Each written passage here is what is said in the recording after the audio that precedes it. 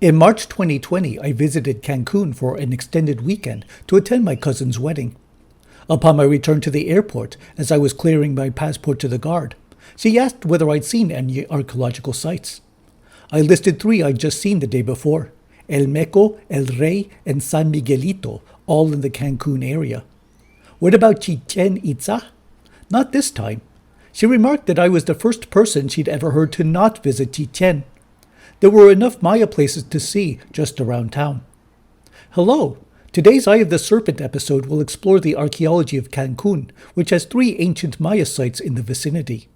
This video will follow the order in which I visited them, beginning with El Meco in red, El Rey toward the south of the main island's hotel strip in pink, and just to the north the related site San Miguelito, whose ruins are now an extension of the Maya Museum of Cancun, which I will also feature in this episode.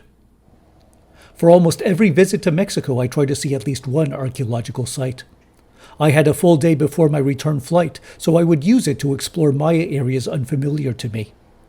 From the hotel, I rented a taxi to take me to El Rey and the Maya Museum, both at the south end of Cancun Island. As the driver understood my interests, he suggested that we begin our journey at El Meco, already along the way to the other places.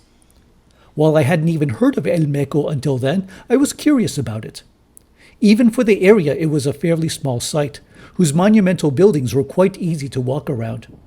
What's accessible in the park are remains of an administrative center with a prominent pyramid surrounded by three main plazas.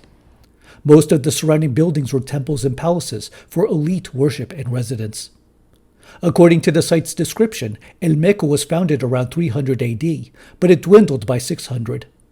However, the site gained new life beginning around the year 1000 as the community became active players in the great trade networks linking Maya cities by coastal routes and inland roads.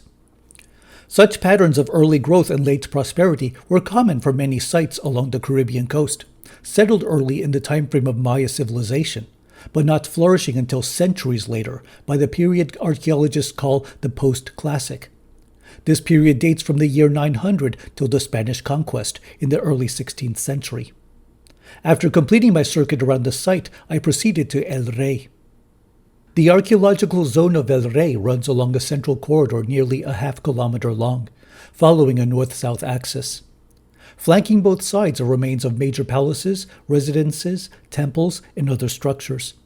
The site's description remarks that El Rey is the most extensive of its kind in Cancun. And here archaeologists have documented important artifacts including ceramics, jewelry, and a major burial at Structure 2, the tallest building at the site.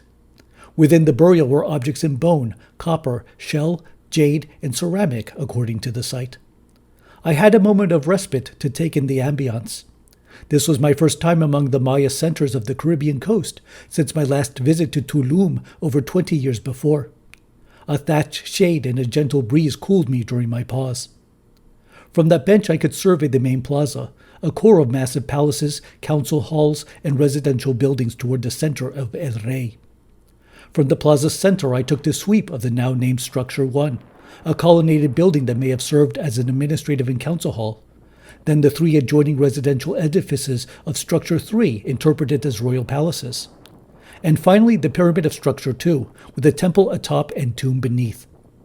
I would see a couple discoveries from El Rey at my next stop, the Maya Museum.